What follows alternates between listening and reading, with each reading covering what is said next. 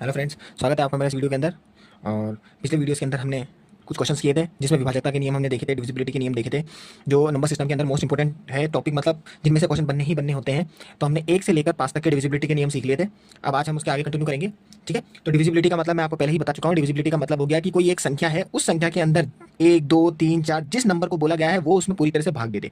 भाग देने का मतलब ये हो गया कि शेषफल जो होगा वो जीरो हो जाएगा। अब भागफल में जो भी आंसर आए उससे मैटर नहीं करता, लेकिन शेषफल जीरो हो जाना चाहिए और आंसर पॉइंट में नहीं आएगा। भाग दो तरह से दिए जाते हैं, एक होता है पॉइंट के अंदर, एक होता है बिना पॉइंट में जिसमें डायरेक्ट आंसर आता है, जो मैं आपको ये पहले ही डिवाइडेशन के रूल्स के अंदर बता चुका हूं जब मैंने डिवाइड आपको सिखाए थे। ठीक है ना, पॉइंट वाले के अंदर और इस तरह से। अब आज आगे कंटिन्यू करते हैं। अब अपन सीखेंगे रूल नंबर 6। रूल 6। रूल 6 क्या बोलता है? रूल 6 का नियम ये बोल रहा है कि आपका जो 6 नंबर है ना, यानी 6 नंबर का मतलब हो गया 6 संख्या, संख्या 6 के बारे में बात हो रही है। ये संख्या जो 6 होगी ना, ये संख्या 6 है ना, जिस नंबर के अंदर भी डिवाइड देगा ना तो शेषफल जीरो कर दे, मतलब पूरा पूरा भाग चला जाए। संख्या 6 का भाग लगाना है, भाग। अब कैसे? मैं कोई भी एक नंबर ले लेता हूँ अपने मन से। आप चाहो तो 2 नंबर 2 डिजिट का लो, या फिर 3 डिजिट का लो, 4 डिजिट का लो, कितने भी डिजिट का लो आपके ऊपर डिपेंड करता है। आप जैसे अपने मन से कोई भी नंबर ले लेता हो, जैसे 1 2 4 9, ये मैंने एक नंबर ले लिया। ले लिया, लेने के बाद में अपन को क्या करना है, इसके अंदर डिवाइड देना है 6 का। विभाजक, जैसे विभाज्य विभाजक वर्ड आ जाते हैं, डिवाइडेशन वर्ड आते हैं, तो इसका मतलब अपॉन का साइन लगा देना है। फिर उसके बाद में 12 49 के अंदर 6 का भाग लगाना है। कैसे पता चलेगा कि 6 का पूरा पूरा भाग जाएगा नहीं जाएगा और शेषफल होगा नहीं होगा? अपन को वो नियम नहीं लगाना, ये वाला ऐसा नहीं निकालना है, क्योंकि अपन कंपटीशन की लाइन के अंदर, कंपटीशन के अंदर ये सब नहीं करने हैं। ये इमरजेंसी केसेस के अंदर करने होते हैं, जहां पे वास्तव में बोला ही जाता है कि आप पता कैसे करोगे, तो बात आती है यहाँ पे। लेकिन अभी अपन को सिर्फ और सिर्फ मेथड सीख रहे हैं, शॉर्ट टर्म सीख रहे हैं, इसलिए उसके अकॉर्डिंग काम करना है। तो मैंने 6 के लिए आपको बताया, और ये चीज पहले भी एक देखने वाली भी बात है वैसे, है ना। जनरली देखूं मैं, अगर मैं कहूं आपको कि 6, उस 6 को मैं क्या लिख सकता हूं, एक तरह से इसका एलसीएम ले लो। एलसीएम लेने का मतलब उसके इसके फैक्टर कर दो। गुणनखंड का एक क्वेश्चन करवाया था, गुणनखंड का मतलब होता है किसी भी संख्या का गुणनखंड करने का मतलब उसका एलसीएम निकालो, और आप भाज्य संख्याओं को साइड में निकालो। तो 6 लिखा हुआ, तो 6 के गुणनखंड होंगे 2 × 3, मतलब 6 को मैं ऐसे टुकड़े में काट सकता हूं कि 2 से और 3 से गुणा करने पर 6 बन रहा है। और ये देख लो, दोनों के दोनों अभाज्य संख्या है। भाज्य संख्याओं को कभी भी नहीं लेना, ठीक है ना। कंडीशन के अकॉर्डिंग कर रहे हैं अभी अपन। अभी अपन ये नहीं देख रहे हैं अपन कि ना कि अपन को भाज्य लेनी है कि अभाज्य लेनी है। समझाने के लिए मैंने बस ऐसे बोला है कि 6 के टुकड़े कर दो आप, बस। तो 2 × 3 कर लिया। जैसे ही 2 में और 3 में टुकड़े किए ना, तो इसका मतलब हो गया कि इस कंडीशन को मैं ऐसे लिख सकता हूं। ठीक है, मैं इस कंडीशन को ऐसे लिख सकता हूँ। जैसे ही मैं ऐसी कंडीशन के अंदर लिख सकता हूँ, तो आप बस ये देखो कि जो ये 1249 जो लिखा हुआ है ना, क्या ये 2 के बारे में कटता है, क्या ये 3 के बारे में कटता है क्या? तो ये चीज जानने के लिए अपन को 2 का विभाजक का नियम पता होना चाहिए। तो 2 की विभाजकता का नियम क्या बोलता है? 2 की विभाजकता का नियम बोलता है कि ये संख्या सम संख्या हो, पीछे का जो नंबर हो वो 2 4 6 8 और 0 होना चाहिए। अगर इकाई अंक अपने पास में इन पांचों में से कोई एक हो गया तो वो 2 से कट जाएगा। देखो पीछे 9 आ रहा है इकाई अंक के अंदर, तो 9 तो अपने पास में सम संख्या में नहीं आता है। तो एक बात तो कंफर्म ही हो गई कि ये 2 से तो कटेगा ही नहीं। अगर ये 2 से नहीं कटेगा ना, तो दोनों में से कोई एक में से भी नहीं कटा ना, तो आप सीधा ही बोल दो ये 6 के पारे से कटना ही नहीं है ये नंबर।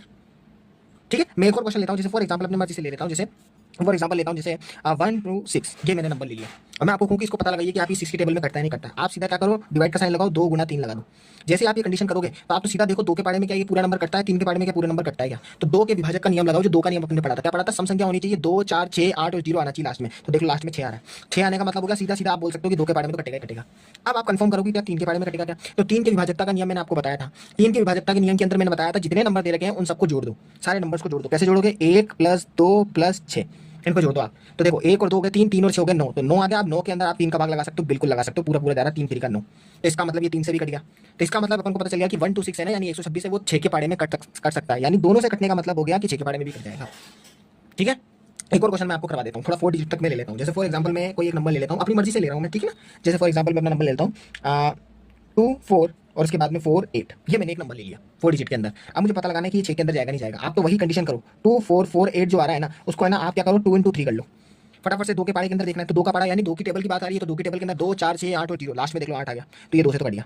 ठीक है, उसके बाद में अपने पास में 3 से देखना है। 3 से देखने का नियम क्या बोलता है? सबको ऐड कर दो, 2 4 + 4 + 8, 2 और 4 6, 6 और 4 10 और 8 18, तो यानी 18 आ गया। और 18 6 के पारी के अंदर कटता ही नहीं कटता। 6 के में क्यों? सॉरी 3 की टेबल के अंदर, तो 3 की टेबल में बिल्कुल जाता है, कितनी बार? 6 बार में जाता है। तो इसका मतलब ये 3 से भी चला गया। तो अपने पास में 2 4 4 8 है ना, जो 2448 है, ये 6 की टेबल में कट जाएगा। ये होता है 6 की विभाजकता का नियम। अब आते हैं 7 की विभाजकता के नियम पर। Rule number 7। रूल 7 बोल दो या 7 की विभाजकता का नियम बोल दो, कुछ भी बोल दो, ठीक है ना। तो अब 6 के, अब यहाँ पे 7 के बारे में बात आ रही है, तो 7 के बारे में बात आ रही है, इसका मतलब क्या होगा? जो भी अपने पास में संख्या होगी ऊपर, कुछ भी एक्स वाई जेड, में कुछ भी बोल रहा हूँ, कोई भी संख्या होगी लंबी चौड़ी, उसमें 7 का भाग लगाना है और शेषफल मेरे पास में 0 आ जाना चाहिए, बस। अब इसका नियम क्या बोलता है? अब मैं अपनी मर्जी से कोई भी एक नंबर लेता हूँ, जैसे फॉर एग्जांपल मैं लेता हूँ 147, ये अपनी मर्जी से ले लिया मैंने, ले लिया। अब लेने के बाद में मैं क्या करूँगा? 7 की विभाजकता का नियम क्या है? तो देखो इसमें 7 के अंदर क्या है, आपको कुछ स्टेप याद रखने होंगे। देखो स्टेप क्या है? स्टेप नंबर 1, स्टेप 1 ये बोलता है पीछे का जो इकाई अंक है उसका 2 गुना कर दो। पीछे इकाई अंक का 2 गुना करना है, ठीक है। पीछे जो इकाई अंक है ना उसका 2 गुना करना है, तो यानी पीछे का इकाई अंक क्या है? 7, उस 7 का 2 गुना कर दो, तो 7 × 2, तो 7 दूनी होता है अपने पास में 14। आ गया 14। अब ये जो 14 होगा ना, इस 14 को आपको क्या कर देना है, यहाँ पे लिख देना है और उसके आगे माइनस का साइन लगा देना है। लगा दिया। लगाने के बाद में आपने इस 7 को कंसीडर कर लिया। कंसीडर करने का मतलब इसको यूज में ले लिया। अब उसके बाद में इससे पहले की तरफ में जितने भी नंबर होंगे ना, उन सबको क्या करना है, यहाँ पे लिख देना है। जैसे 14 लिखा हुआ है तो 14 को यहाँ पे लिख देना है। अब यहाँ 14 में से 14 माइनस हो रहा है। कहने का मतलब अब ये है, अगर समान संख्या में से समान संख्या अगर माइनस करने पे 0 आ जाए, या माइनस करने पे 7 आ जाए, या 14 आ जाए, या 21 आ जाए, या 28 आ जाए, ऐसा नंबर आ जाए जो 7 के पारे में कटा होगा, तो सीधी सी बात है 147 7 के पारे में कटेगा। तो 14 से 14 गया तो 0 आ गया। 0 आते ही आपको फट से बोल देना 147 7 के टेबल में कटना ही है। एक नंबर और ले लेते हैं, जैसे फॉर एग्जाम्पल, जैसे मैंने लिया अपने पास में 217, ये मैंने नंबर ले लिया। अब इस नंबर को देखते हैं 7 के पारे में कटना है नहीं कटना है। ठीक है, मैं क्या करूंगा, सेम वही काम करूंगा। स्टेप नंबर 1, स्टेप 1 क्या करूंगा, पहला नंबर फर्स्ट स्टेप में क्या करूंगा, इकाई जो अंक होगा ना उसका दोगुना कर दूंगा, यानी 7 का मैं दोगुना करूंगा। 7 का दोगुना कितना होता है, 14। अभी जो 14 होगा ना, इस 14 को मैं यहाँ लिख लूंगा और इसके आगे माइनस साइन लगा दूंगा। जैसे माइनस साइन लगाऊंगा तो ये 7 मैंने यूज कर लिया, तो अब इसकी अगली संख्या क्या है, 21। इस 21 को यहाँ लिख दूंगा। अब 21 में से 14 को माइनस करना है। 21 में से 14 को माइनस करूंगा तो कितना आ गया अपने पास में 7। और देखो 7 आ गया। अब मुझे पता है 7 के अंदर 7 जाता है कितनी बार में, एक बार में। शेषफल 0 हो गया ना। शेषफल 0 होने का मतलब ये हो गया कि 7 कटता है। तो इसका मतलब ये पता लग गया अपन को कि 7 कट जाएगा। तो इसका मतलब ये जो अपने पास में 217 जो था ना, ये भी अपने पास में पूरा पूरा भाग जाता है। ठीक है, एक क्वेश्चन और ले लेते हैं डिविजिबिलिटी के अंदर 7 के हिसाब से। जैसे 4 नंबर का कोई डिजिट ले लेते हैं। जैसे मैंने ले लिया 2 8, और उसके बाद में जैसे फॉर एग्जाम्पल मैं ले लेता हूँ 2 8 हो गया, उसके बाद 4 9 ले लेते हैं। ठीक है, 2 8 4 9 ले लिया 4 डिजिट, और मैं आपको बोलूँ कि 7 से डिवाइड करना है इसको। तो देखो 7 से डिवाइड करना है, तो 7 से डिवाइड करने के लिए अपन को वही चीज लगानी है, सेम टू सेम क्या करना है, पीछे का जो इकाई अंक है उसका दोगुना कर देना है। तो दोगुना का मतलब क्या हो गया, अपने पास में 9 को दुगुना कर देना। तो 9 दूनी कितने होते हैं, 18। अभी जो 18 होगा ना, इस 18 को मैं क्या करूंगा, यहाँ लिख दूंगा और उससे पहले माइनस लगा दूंगा। माइनस लगाते ही फिर उसके बाद में 9 तो अपन यूज कर चुके हैं, तो इसका मतलब इसके 3 डिजिट यानी 2 8 और 4, इसको माइनस करूंगा।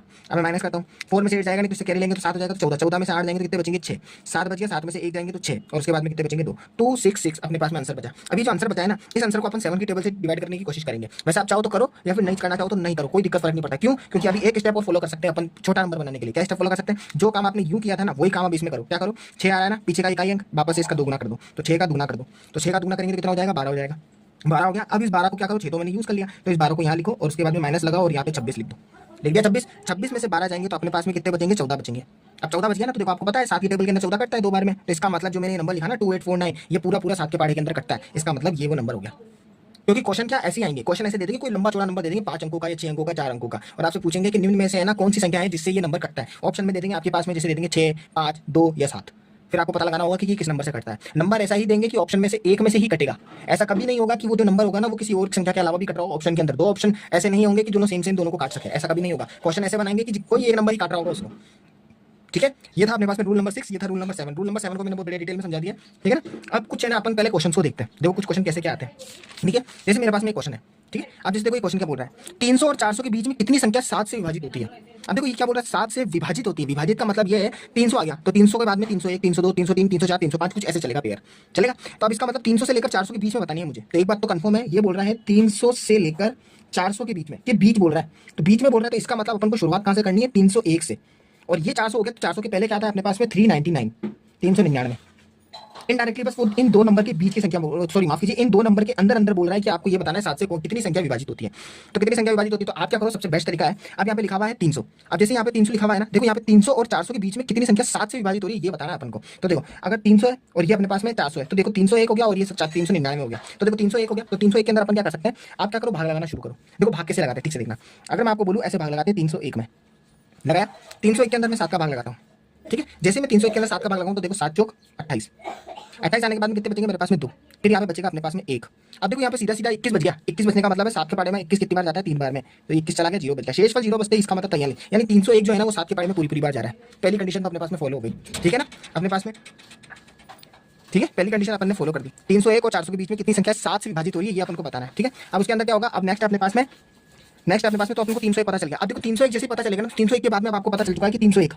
ठीक है, फिर उसके बाद में 301 तो पूरा पूरा 7 में जा रहा है। अब इसके बाद में 7 जम करो, तो 301 में 7 को जोड़ेंगे तो 308, फिर 308 के अंदर 7 को जोड़ेंगे तो कितने हो जाएंगे अपने पास में 300, अपने पास में 15, फिर उसके बाद में 300, 315 के बाद में 322, ऐसे ये कंटिन्यू चलता जाएगा।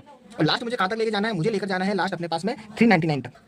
अब 399 तक ले जाना है। अब आप बोलोगे कि 399 तक ले जाना है, मुझे कैसे कंफर्म होगा, तो देखो अपन है ना एक चीज और पता लगा सकते हैं। जैसे मैंने 301 से पता लगाया ना, वैसे आप 399 के अंदर भाग दे लो, 399 के अंदर 7 का भाग दे लो, शेषफल वगैरह कुछ भी बचेगा ना तो उससे पता लग जाएगा। देखो 3 के पारे से करेंगे तो 3 के पारे के अंदर अपने पास में पता है 7 पंजे कितने होते हैं, 35 होते हैं। 35 लगने के बाद में 4 आ गया और 4 के बाद में आ गया अपने पास में 9। अब देख लो 399 है, 35 में से 39 में से 35 गए तो 4 बच गए, 4 के बचने के बाद में 9 का 9 बच गया और देख लो 49 आ गया। तो 7 के पारे में 49 जो होगा ना वो 7 बार में जा रहा है, और 7 बार में जाने के बाद में 49 लग गया, तो इसका मतलब शेषफल बिल्कुल 0 हो गया, तो 57 आ गया। तो इसका मतलब 399 भी है ना पूरा पूरा कट रहा है। कटा पूरा पूरा। तो इसका मतलब ये हो गया कि 301 और 399 ये दोनों संख्याओं के बीच में जितने भी नंबर चल रहे हैं वो 7 के 12 से कटने ही कटने हैं। तो सारे के सारे कटने हैं। अब मुझे ये पता लगाना है कि कितनी संख्याएं हैं जो है ना 7 के 12 से कट रही है। तो वही वाला मैंने जो आपको सिखाया था, क्या सिखाई थी, समांतर श्रेणी। समांतर श्रेणी ये मैंने आपको सिखाई थी। समांतर श्रेणी के अंदर मैंने आपको क्या बताया था, आप क्या करो, जैसे अपने पास में डिफरेंस क्या होना चाहिए, सेम होना चाहिए। तो देखो ना डिफरेंस सेम है, 301 के बाद में 308, फिर उसके बाद में 315, उसके बाद में डॉट डॉट डॉट डॉट और लास्ट नंबर आपका क्या है 399। अब आपको पता लगाना है टोटल कितने नंबर है यहाँ से लेकर यहाँ तक में। तो यहाँ से लेकर यहाँ तक के अंदर है ना जो नंबर है ना वो पता लगाने के लिए मैंने आपको शॉर्टकट तरीका बताया था। क्या बताया था कि आपके पास में ना एन निकालना हो, तो एन निकालने के लिए आपके पास में फॉर्मूला होता है an minus a upon D plus 1। an अंतिम संख्या, a प्रथम संख्या, डी इनके बीच का डिफरेंस, कितने कितने का डिफरेंस आ रहा है, 7 का अंतर 7 का अंतर 7 का अंतर 7 का अंतर और प्लस 1 तो वैसा ही है। तो लो लिख दो an बराबर के अंदर 399 अंतिम संख्या माइनस प्रथम संख्या 301 भाजक फिर उसके बाद में डी का डिफरेंस कितना चल रहा है 7 का, क्योंकि 7 के पारी चल रहे हैं अब आगे, तो इसका मतलब हो गया 7 का अंतर और प्लस 1 हो गया। ठीक है ना। तो आप इक्वल टू के अंदर अपन काटेंगे। यहाँ पे ध्यान रखना ये ना जो ऑप्शन दे रखे हैं ये वाले ऑप्शन नहीं है, ऑप्शन ये नहीं है। ठीक है ना, ये इसमें गलत काउंट हो रखे हैं। ठीक है हाँ, तो अपन थे 399 माइनस 301, तो उसके बाद में इक्वल टू 399 में 301 को माइनस करेंगे तो 9 में 1 को माइनस करेंगे तो 8 आ गया, 9 में 0 को माइनस करेंगे तो 9 का 9 आ गया, 3 में 3 को माइनस करेंगे तो 0 आ गया, फिर उसके बाद में अपॉन में 7 और प्लस 1 हो गया।